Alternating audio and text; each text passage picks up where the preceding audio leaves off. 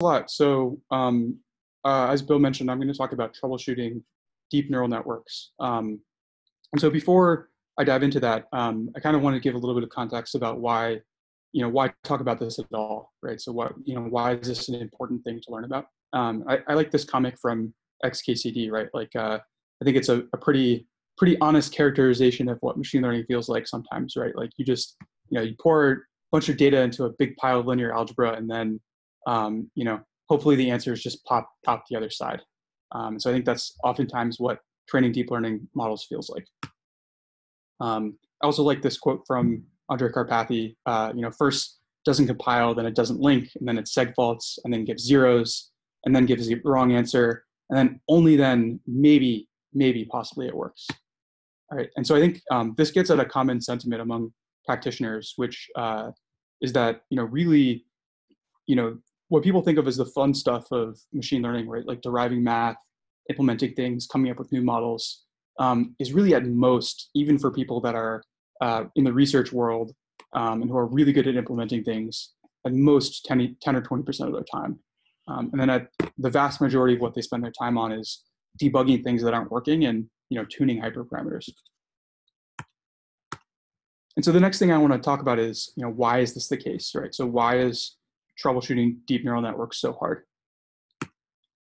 So to illustrate this, I want to give an example. So suppose that there's some paper, right? This is the original ResNet paper, and it has a chart that shows you performance over time as you train your model. And suppose that you're trying to reproduce this result, and instead you get a learning curve that looks like this, right? So performance is much worse. And so the question is like, why, right? Like what happened that caused your learning curve to be worse than the one that you see in the paper? And the challenge with troubleshooting is that there's a lot of things that could cause that. So for example, like, do you even have a bug in that example? Like maybe you have a bug, but maybe your data itself is really different.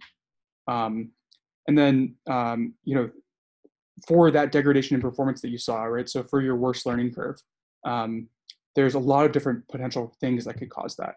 So it could be a bug, but it also could be your data is just really different than the data in the paper. Or it could be that, it's like you just have way too much data or something like that. And to make matters worse, even if you have the right implementation and your data is fine, the results can be really sensitive to tiny changes in hyperparameters. And so if you didn't read the appendix about this like one hyperparameter, or if they didn't publish this one hyperparameter they used, then that can make the difference between your model working or not working. And so what I want to talk about today is a strategy for how to avoid this, right? So what is the way to minimize the amount of pain that you have to go through when you're troubleshooting deep neural networks? And I think that the strategy really starts with like kind of a single mindset that you should have in mind when you're doing this. And to me, that mindset is really simple. You need to be very pessimistic when you train neural networks. And so why do you need to be pessimistic, right? So we talked about the main reason that it's so hard to troubleshoot neural networks is that there's many different possible causes of the same degradation in performance, right? So it's really hard to look at the data that you get back from the model and determine whether like what actually caused degradation in performance. And so since that's so hard, what you need to do is you need to start with the simplest possible model and data set, right? So something that should work. And so you can isolate sources of error to bugs, and then layer on complexity very gradually, kind of one piece at a time. And so each new piece that you add to your system, if that causes performance to get worse or to your model not to perform as you expect, then you can isolate that cause of performance to the latest thing that you just added. All right. So the next thing I want to talk about is really most of the rest of the talk is going to be about a strategy that I recommend for doing this. And so again, the core idea is you start simple, and we'll talk more about what that means. And then you go through a loop, right? And that loop consists of taking your current model, implementing it, debugging it, and then evaluating it on your data set. And then from there, you have a choice, right? You can either look at the performance of your model and then prioritize improvements to your model or to your data set, or you can tune hyperparameters. And then you can kind of loop back to the implementation and evaluation stage until you get to a model that actually meets your performance requirements. So maybe I'll pause here. I'm trying to look at the Q&A. So I see two questions. One is one-shot triplet learning, is that possible? And if so, how? I'm not sure what triplet learning is, so maybe if you could clarify that. Second question is, in addition to these methodologies or strategies, what do you think about tracking tools like tracking parameters and metrics, also version control in code and library versions? Yeah, I think those things are important, right? So like ideally, what you want to do is you want to get to a reproducible environment where every time that you run a training run, you store somewhere what is actually happening in that training run. So all of the metrics that you care about, but also what state your code was in, what state your data was in, so that if you introduce a bug later, you can easily roll things back to a version that you knew was working.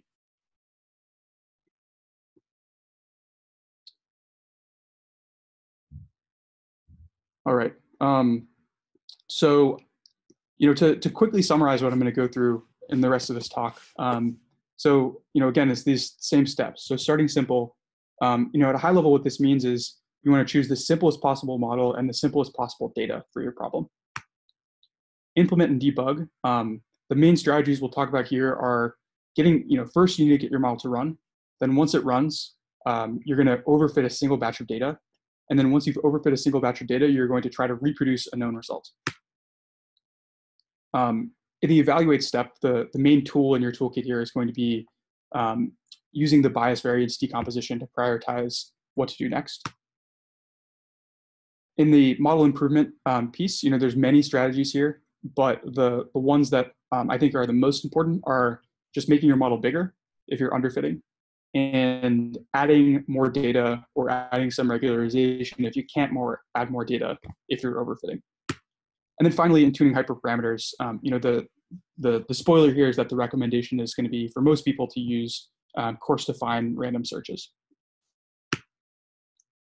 And so a couple of things that you need to have in place before any of this actually makes sense. First, you need to have some initial test set that you're going to evaluate your model performance on. You need to have a single metric that you're trying to improve, right? So in the real world, we care about a lot of metrics for our models, but it's important at any one time to have a single one that you're trying to improve performance on. So we'll assume that you've already chosen that. And then we'll also assume that you have some sort of target performance, right? So this is like the goal that you want your model to reach. And this could be based on, reaching human level performance. It could be based on some published results that give you an expectation about how well your model should perform. It could be based on your business requirements. It could be based on the last baseline that you ran, or any other kind of baseline that you have. But we're going to assume that you already have that. And we'll use a running example. So the running example is pedestrian detection for self-driving cars. And so in this like oversimplified version, your model takes as input a single image of a road scene, and then predicts 0 or 1, which is just saying, is there a pedestrian in this image or is there not a pedestrian in this image? And for the sake of argument, we'll say that our goal is 99% classification accuracy, right? And I hope for those of you that are working on self-driving cars that you're aiming quite a bit higher than this. All right, so let's go through each of the steps, starting simple. And in starting simple, there's a few steps that you want to take. The first is choosing a simple architecture.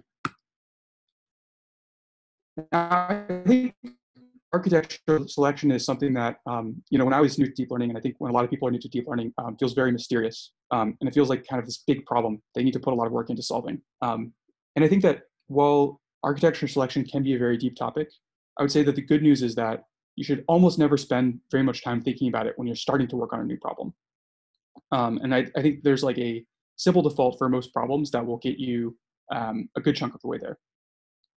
And so the recommendations here are, if your data looks like images, then your starting point should be a LINET-like architecture, right? So a really, really simple ConvNet.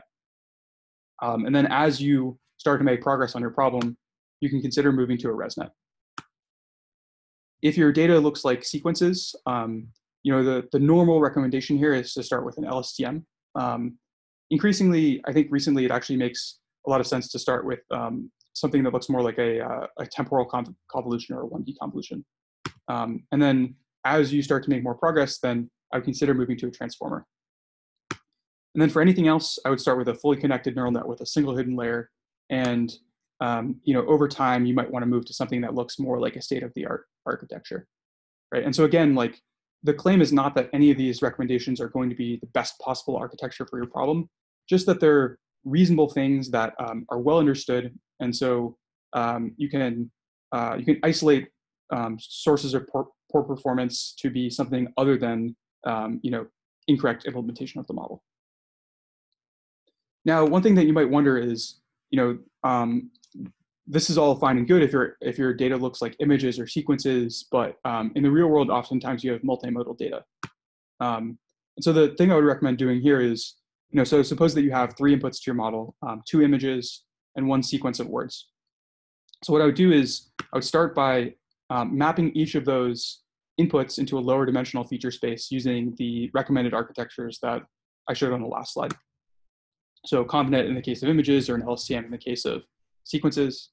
And I would take the outputs of those models, which just look like vectors, flatten them, and then concatenate them. Right? And so then you get one big vector that represents all of your inputs combined. And then I would pass those through a couple of fully connected layers to an output. And that's it. That would be my starting point for multimodal inputs. Okay, maybe I'll pause here. It seems like there might be some questions.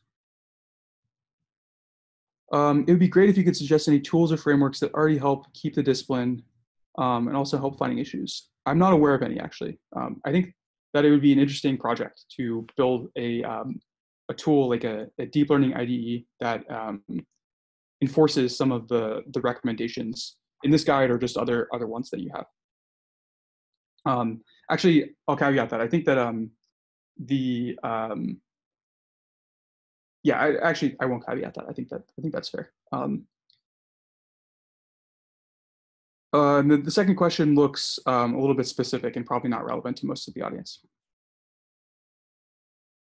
Okay, so you've chosen a simple architecture for your problem. The next thing to do is just pick sensible defaults for your hyperparameters for that architecture. And so I won't dwell on this too much, but I would just say this is, these are things that are usually embedded in whatever neural net library that you're using these days, especially if it's a higher level one like Keras. And so this is going to be things like you want to use the atom optimizer rather than just starting with simple SGD, and I would also avoid using things like batch norm when you're first starting out on the problem, right? Again, in the name of keeping things as simple as possible. All right, so you've chosen simple architecture, you've picked defaults, and then the next thing that you want to do is normalize your inputs.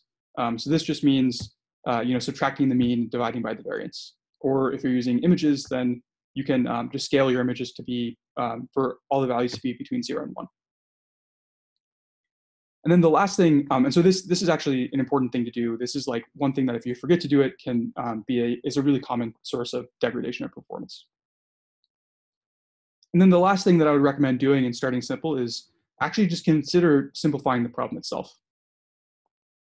So what do I mean by that, right? So, so one thing that you could do, for example, is you could say like, suppose that we have a really large data set that we're working with.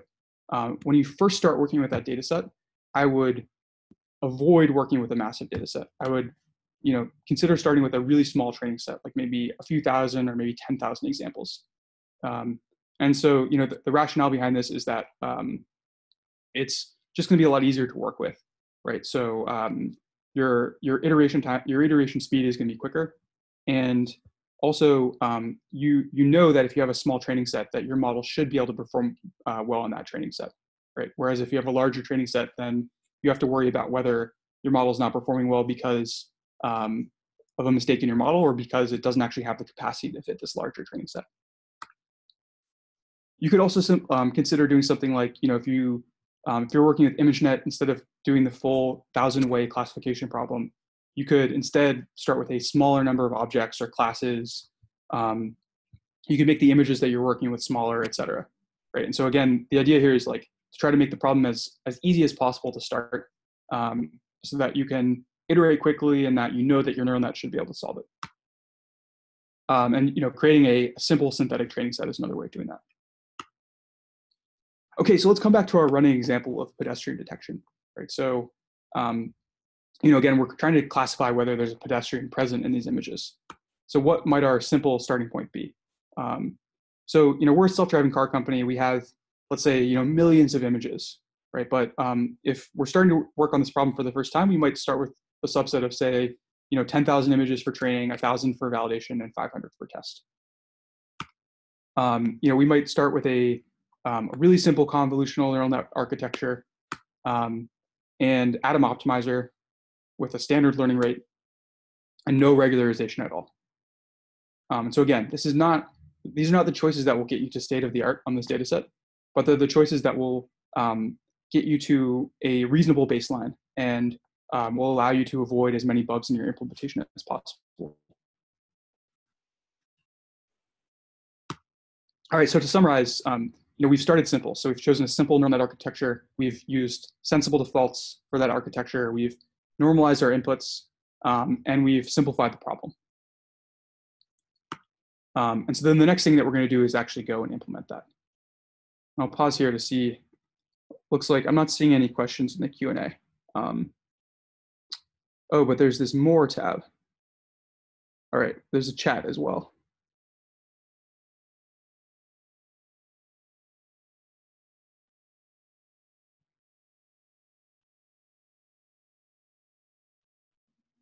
Okay. I'm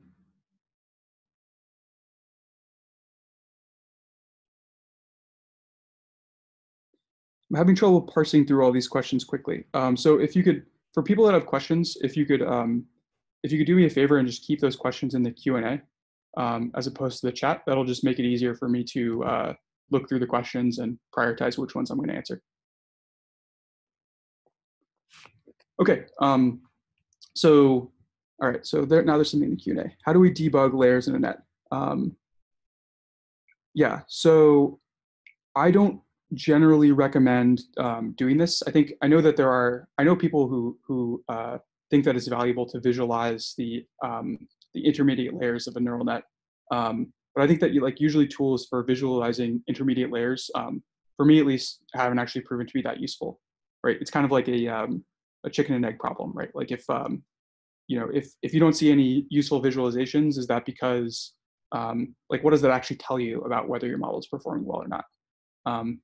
Some things that I do think are helpful to look at in intermediate layers are just the magnitude of the weights, right? So if in one of your layers the weights are never the magnitude of the weights is never actually growing, it stays really small or it goes to 0, then that tells you that there might be some bug in your training code. I think looking at the magnitude of the gradients, or looking at the magnitude of the gradients even at each layer, is often really helpful as well.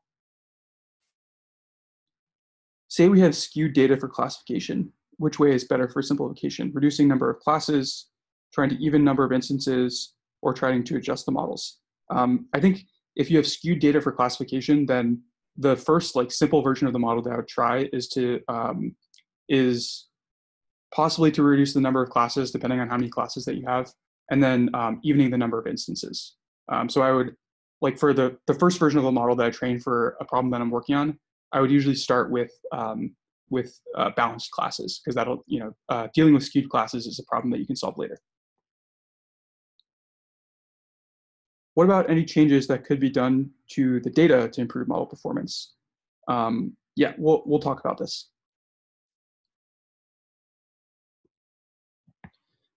Cool. Okay, so we've chosen our simple defaults, and the next thing that we're going to do is actually sit down and implement our model. Implementing neural net architectures, particularly newer ones, can be really challenging. And so, I think there's a strategy that you can employ here. which is, there's a few steps, right? So the first step is that you just need to get your model to run at all. And that can be sometimes non-trivial to actually do for neural nets. And then once you have your model running, then your next goal should be to overfit a single batch of data. Really simple to do, but will catch a lot of bugs. And then finally, you want to compare your model to a known result, get to parity with known result before you move on and start trying to make improvements. So getting your model to run. I want to just kind of, there's a lot of possible bugs that you can have for neural nets. I want to just focus on a few of the, what I've seen to be the most common ones.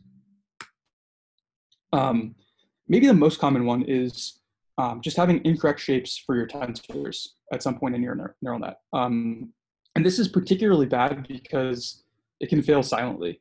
And an example of this is accidental broadcasting, right? So if you have something that has a dimension of 1 somewhere in it by accident, right? Like if you summed over some tensor in a previous layer, but then that extra 1 dimension remained, then it can broadcast those dimensions in a way that may not be super intuitive to you, and it can cause a lot of bugs.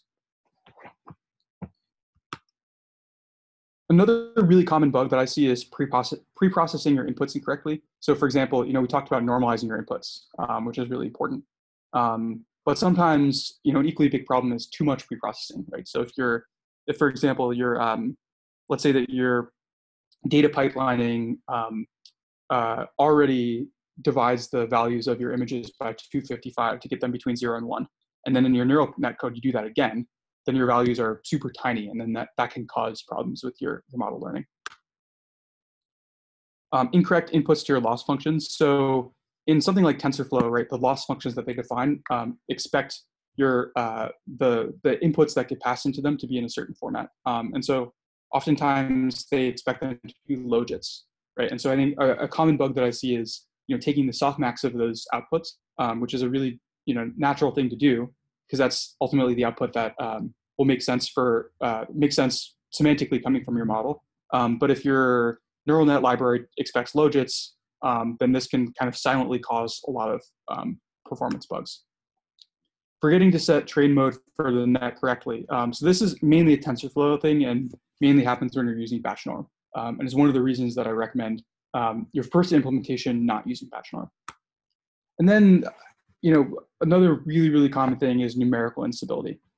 So having something explode somewhere in your network. And, usually the place where this arises from is from, doing some math manually in your code. And usually an exponent, a log, or a division operation. So that's usually what I would check to debug this happening. All right, a few general pieces of advice for implementing models. The first is I try to keep implementations as lightweight as possible. And the rationale here is that every line of code that you write, there's some possibility that it'll have a bug. And so if you have as few lines of code as possible, then when you do have a bug, you can it'll make it much quicker to kind of go through your code and find that. And so I generally shoot for, as a rule of thumb, if I'm implementing a new model, even if it's a relatively complicated model from some paper, I'll try to keep that first implementation to less than 200 lines of code, right? And so I won't have a lot of complicated data pipelining stuff. I won't have a lot of flags that you can set as a user. And so there's like a bunch of scaffolding that will need to go around that in future implementations. But until I'm confident that that first implementation is working, I'll try to keep it to a really small number of lines of code. So again, this doesn't count tested infrastructure components, right? So if you, if you're relying on some infrastructure library that your company has built, then that's fine. I would say I generally favor using off-the-shelf components rather than trying to do math yourself.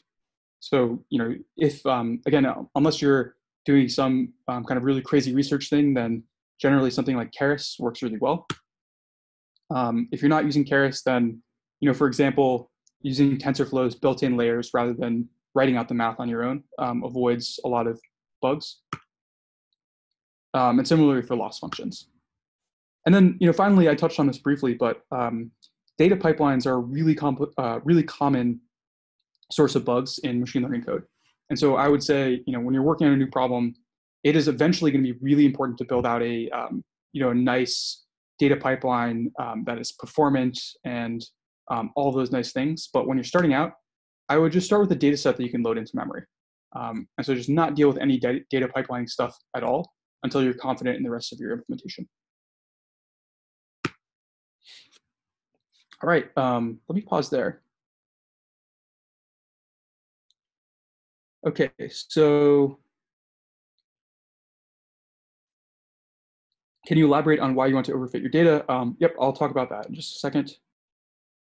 And then what is your recommendation for tracking how the model performs as we increase complexities of model and data? TensorBoard or weights and biases or some other platform?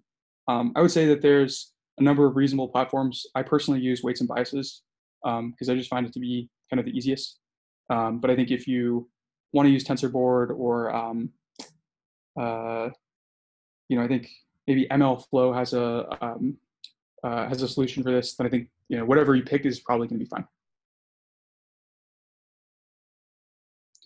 All right, the next thing that we're going to talk about is so you've put in all the hard work to get your model to run, and now it's time to actually start training that model. And so this is the point where I would pause before you actually go and get too excited and start training your model on a big data set. And I would do one more thing first, which is overfitting a single batch of data. And so the first question that you might ask is why do this at all, right? It seems super simple, right? Like every model should be able to reach zero error on a single batch of data. And my response to that is yes, that's exactly the point, right? Any neural net that you build should be able to reach zero training error on a single batch of data. And so the reason why you actually go and do this step is because if it doesn't, right? So if the performance of your model plateaus on a single batch of data, or the loss actually goes up, which I've seen a lot, then you know right away that there's a bug in your code, right? And so again, the whole philosophy of this troubleshooting method is that you want to catch bugs as quickly as possible before your code base gets big, and then there's a million different things that could be causing that bug, right? So if you've implemented your model and you can't overfit a single batch of data, then the problem is your implementation, right? And so then you can eliminate those bugs quickly. And this actually, in my experience, catches a surprising number of bugs. And so this is something that I think people overlook, but will save you a lot of hassle in the long term if you do it consistently. And then the last thing that I would say on implementation is before you move on and start trying to make improvements to your model, start doing a lot of benchmarking on the data set that you really care about, I would first compare the performance of your implementation to some known result. And there's a lot of different possible known results, and some are better than others, right? So the best thing, if you can find it, is to compare the performance of your model to some official implementation of that model, evaluated on a similar data set to yours, right? So let's say that you've been working on this project for a while, and you decided that it makes sense to implement some new state-of-the-art model from some paper that you read, right? Before you get too far, what I would do is I would say benchmark your implementation against the author's implementation, evaluate it on your data set or a similar data set. Because then what you can do is you can walk through the code line by line, make sure that at each step in the model, it has exactly the same output, and make sure that your performance is as good as you should expect it to be. Oftentimes, though, we can't actually find an official implementation of the model that you're working with. Maybe it's because it's a new model that you made up. Maybe it's because the authors didn't release their implementation. And so I think, not quite as good as that is using an unofficial implementation of the model. And so, this allows you to do the same thing, like walk through the code line by line, but you should place less confidence in this. And the reason for that is because there's a shocking number of bugs in most machine learning code bases out there, even ones that have a lot of GitHub stars, right? So just because some unofficial implementation has a lot of stars doesn't mean that you should necessarily trust its outputs. but this can still be a useful tool. If you can't get any implementation of the model, then you can compare it directly to the results from a paper, for example.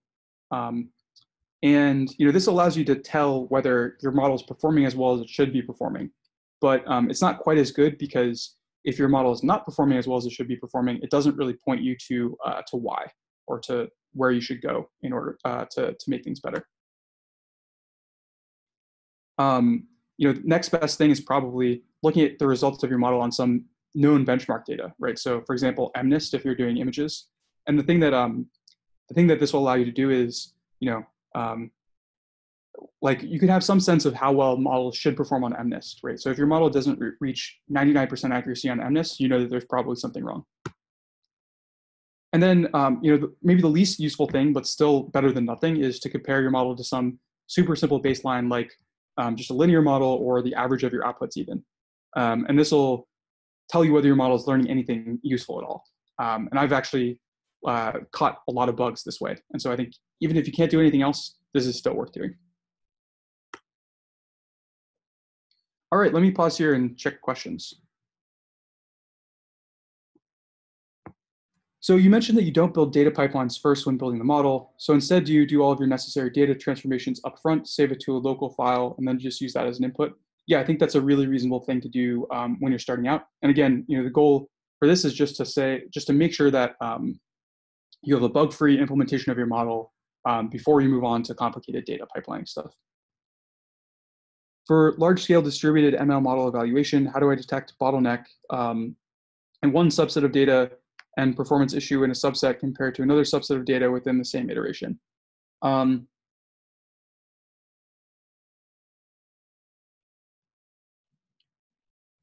Yeah, I don't have a great clean answer to this. I think detecting bottlenecks in subsets of data is sort of still kind of a hard problem in machine learning. So I don't have any kind of crisp recommendations for you there. There's a set of example suggested architectures for different use cases. Were those the same as 1 year ago, or are they evolving rapidly? I would say that for these simple baselines, I wouldn't worry too much about whether they're evolving rapidly, because again, the goal is just to do something well understood, right? And so I think using older models is in some sense better, because you have more confidence that your reference implementations should work well, and you have a better understanding of where the model should perform well and where it shouldn't. That said, I think the place where things are still moving really fast is sequence models. And so I think if I gave this talk in a year, it wouldn't be that surprising to me if everything was just transformer type architectures. Any suggestion on troubleshooting hidden layers? I think this is similar to a question that I already answered. So I'll just move on from this, and feel free to re-articulate if there's something else that you want me to talk about there.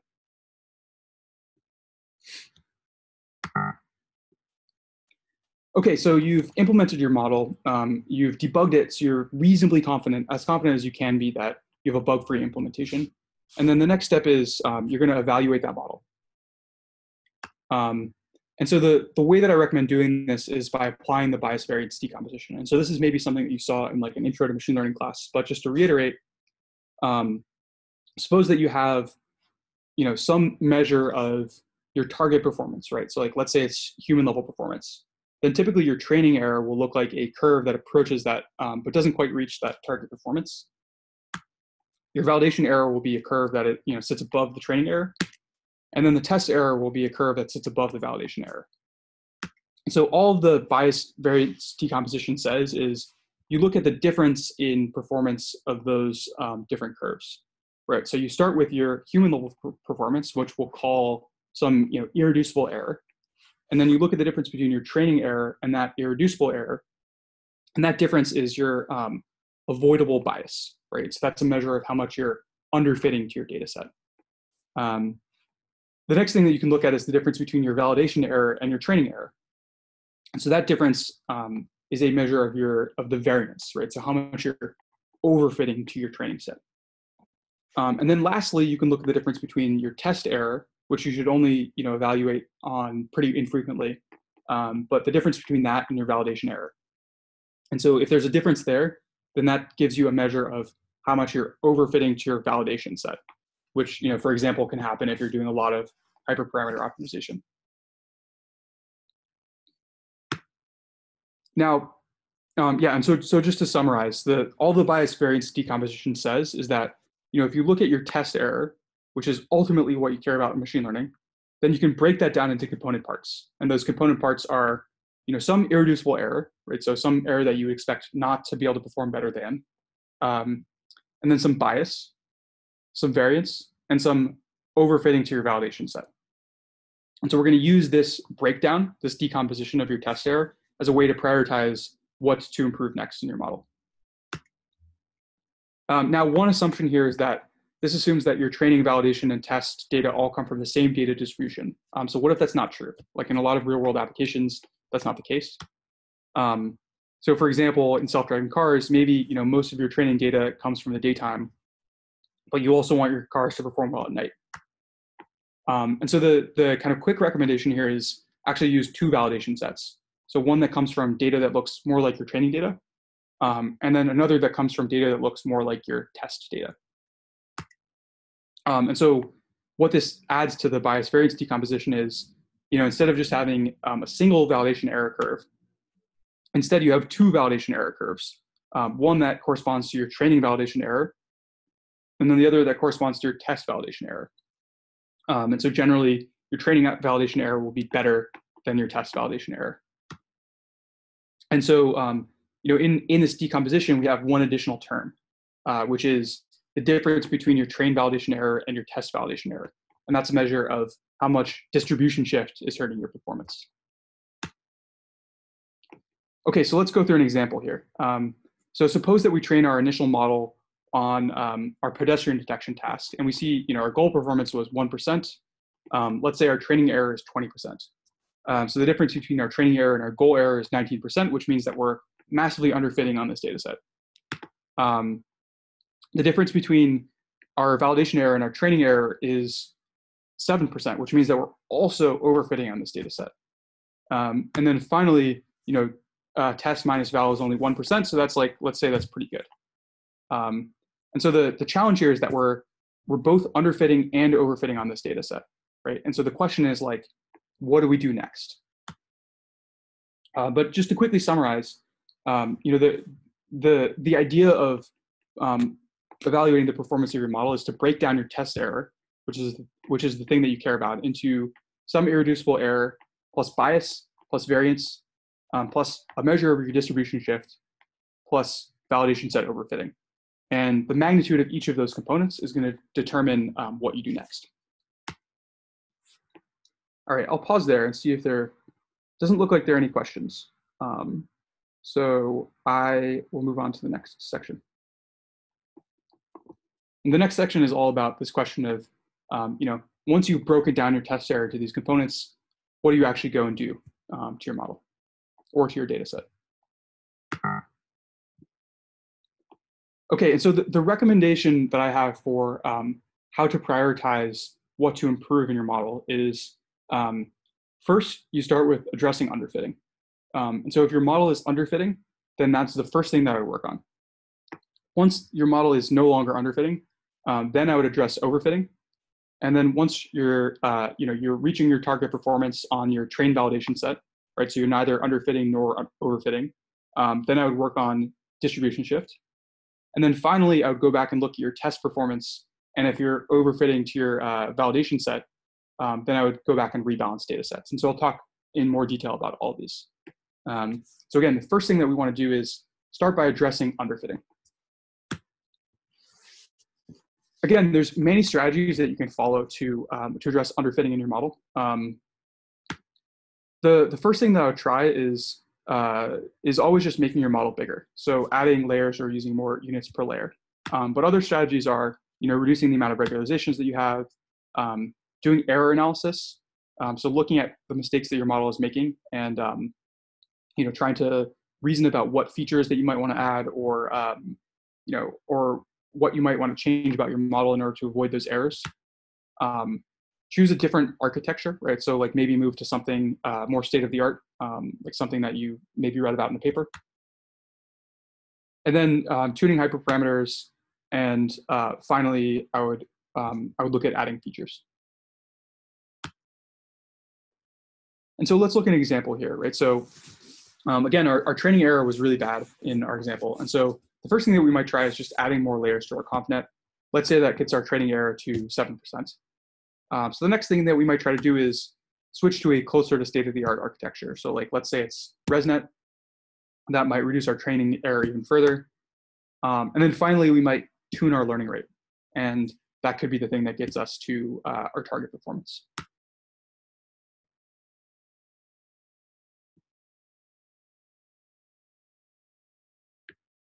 Okay, so there's a question. Any notebooks available that express these metrics on a data set or model? I would say, I don't know any off the top of my head, but you should be able to just produce these on your own data set by just looking at the performance of your model on your training set, your validation set, and your test set.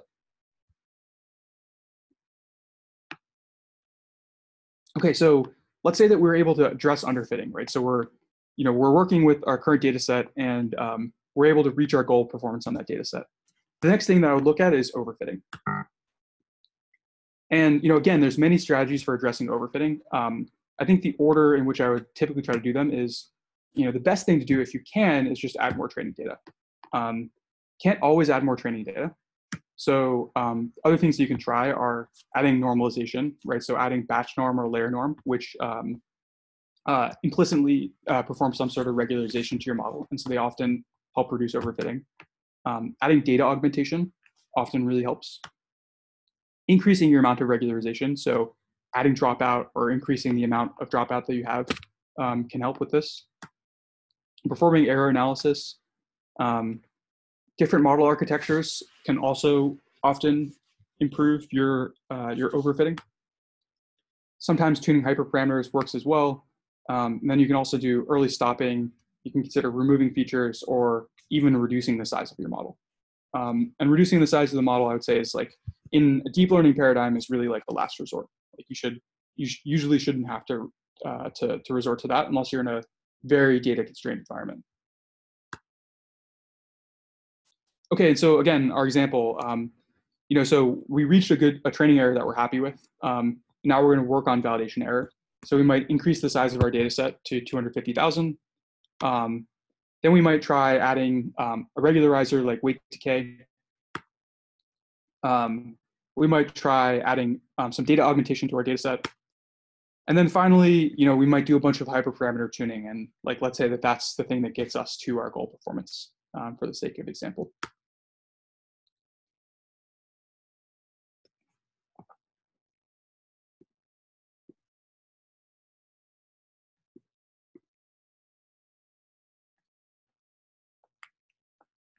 If you leave correcting data imbalance until the end, don't you risk incorrectly believing that you have corrected overfitting? Yes, that's definitely true. I think, but the principle I have about this is that if you do that too early, then you don't know if your model is not performing well because your data is just too imbalanced or because you have a bug, right? And so I would prioritize reducing underfitting and overfitting on a balanced data set first, because then you've eliminated a big potential source of error. You know that your implementation is good, and then you can move on to making sure that it works with a balanced data set. Let me just do a quick time check here. I think I have until the hour. Is that right? Yeah, that's fine. You have a few more minutes for the presentation, and then we can save some time for the Q&A. Okay, sounds good. So the next thing that you want to do is address distribution shift, right? So your training performance and your validation performance are good on your training data set, but they're not as good on the actual data that you care about. So what do you do about that?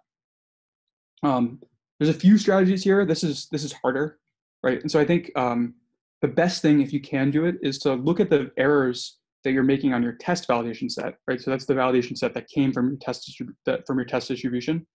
And then I would try to actually go and collect more training data to compensate for those errors, right? So if you can't actually go and collect more training data to compensate for those errors, then you might be able to synthesize more training data to compensate for those errors.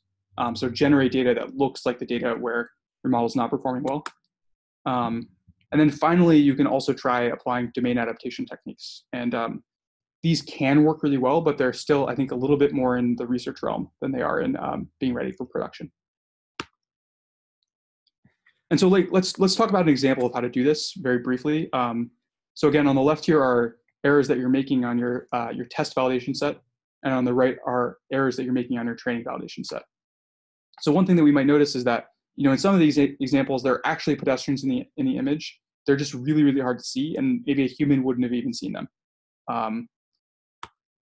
There's a second type of error that looks like reflections on the windscreen, and this is happening in both of our data sets.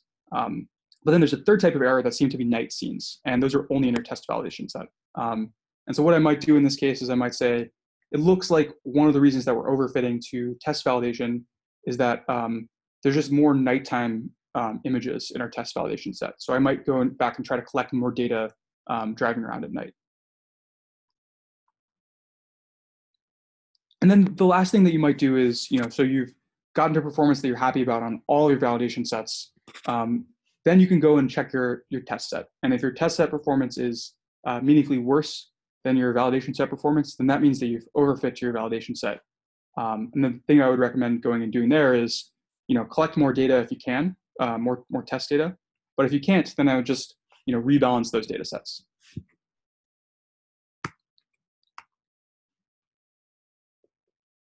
And again, this typically happens when you have small validation sets and you're doing a lot of hyperparameter tuning. And usually is not like the biggest issue in machine learning projects, but it's something to be aware of. Okay, and then the last thing that you'll do is tune your hyperparameters. And I'm just going to skip over this because I think there's a lot of good stuff that's been written about it, and we're running low on time. But the one thing that I'll say is that there's a couple of questions here. One is which hyperparameters that you should you tune. It's very hard to know that in advance, but I would usually start with ones that should matter, right? So like batch size and learning rate almost always matter. And so I'd start by tuning those before ones where you're not really sure whether they'll matter or not. In terms of how to tune your hyperparameters, there's all these Bayesian hyperparameter optimization solutions, or you can try implementing that yourself. I think those are really useful, but when you're starting out on a project, I would start just by doing random searches over your hyperparameter space, because these Bayesian hyperparameter optimization techniques are kind of notoriously hard to implement and hard to integrate with. And so I would just, and I think generally the performance gains that you get from them are marginal. And so I think those are great things to do once you're trying to squeeze those last few percentage points of performance out of your model, but I wouldn't start there. Okay, so just to conclude, and then I'll answer a couple of questions. I think the points that I tried to make here are deep learning debugging is really hard, and the main cause in my mind of why it's so hard is that there's many different possible sources that are for the same error that are competing with each other, and so it's really hard to know what's causing a degradation in performance of your model. And so the implication of that is that if you want to train bug-free deep learning models, then what you should do is you should treat the model building process as an iterative process. So starting as simple as possible, and then gradually layering on complexity one step at a time, so that you can isolate sources of error. And then maybe the thing I'll leave you with is that there's a few resources that I would recommend to learn more about this topic if you're interested. There's, these slides are part of a longer guide on doing this that you can find on my website. We teach a class on this called Full Stack Deep Learning that covers troubleshooting, but also a bunch of other topics related to production ML. And then, there's a couple of blog posts and Twitter threads and books that I would recommend looking at as well. Great, and I'll take a look at the questions.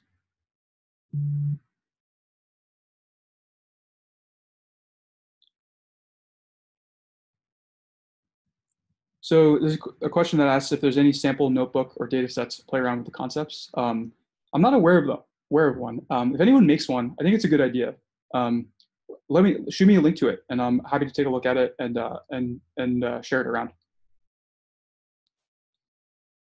With respect to test and validation errors, does finding errors and fixing them in the data set make sense?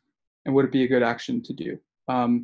Yeah, so I think what this question is asking is, should you look for mistakes like that your labelers made, let's say? I think that's definitely the case, right? And so I think the place where this would come up is in doing this error analysis process, right? So you're looking at your validation set, you're looking at the mistakes that your model makes on that validation set.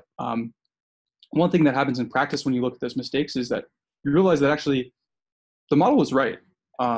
It's the label that's wrong. And so that's when I would go back and say, like, okay, maybe we should just fix the label for this example. What kind of open source tool do you recommend, like TensorBoard or weights and biases, to visualize performance metrics for different runs and different versions of models?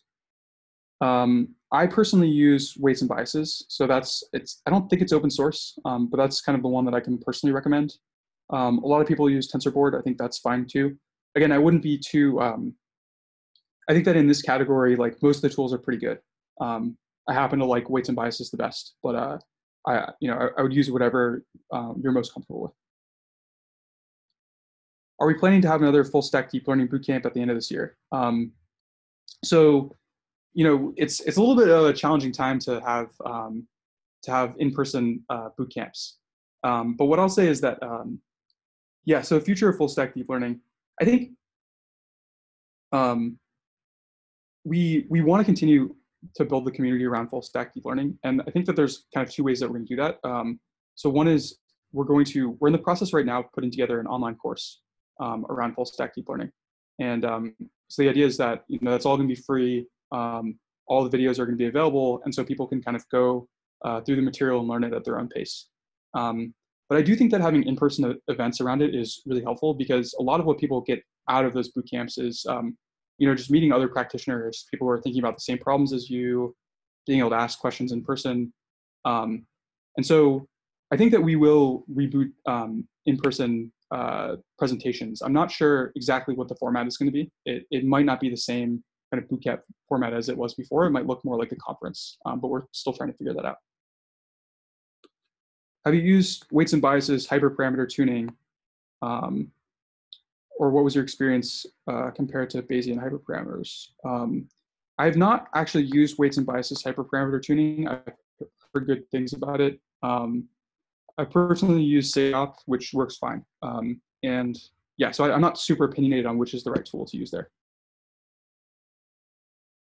Yes, hyperparameter searches definitely tend to be marginal improvements. I think get way more attention than they deserve.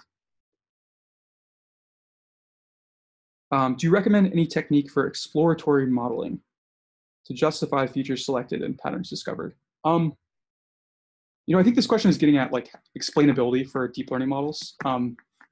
Personally, I'm a little bit skeptical that that it's really possible to get good like predictive explanations for most deep learning models. I think if you need explanations, then better thing to do is just try to train a model that where you have explainability baked in, right? So a linear model or a decision tree or something like that. And then if you really need to try to get some sort of justification or explanation of what your neural net is doing, then there's a whole body of research around this. But I would just I would taper your expectations about what's really possible to get in terms of explanations.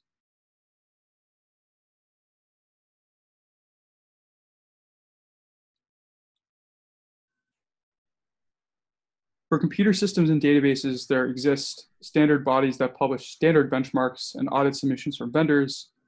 Is there such a standard body for machine learning and deep learning where one can go to get reference spec and reference or submitted implementations and benchmark results? I don't really think so. A couple of things that are maybe like slightly in that direction are there's Papers with Code, which is a good site to check out that has, it kind of links papers that you might find with implementations of those papers, and people can upvote those implementations and things like that. I would also check out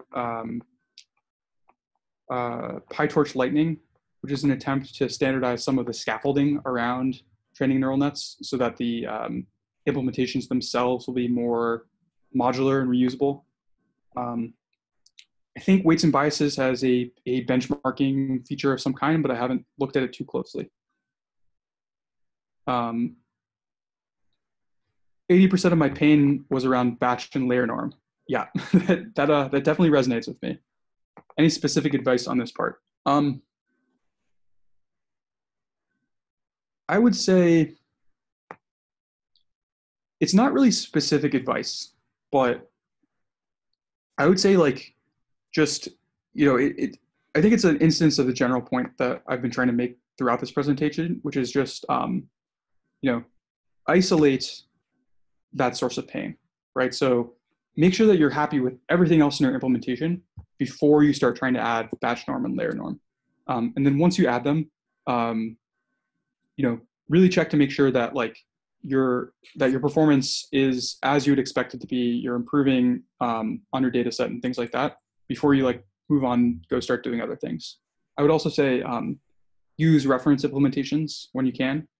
And if you're implementing it yourself, then I would like, you know, implement it yourself, but I would also look really carefully at how it's implemented in TensorFlow and PyTorch and places like that.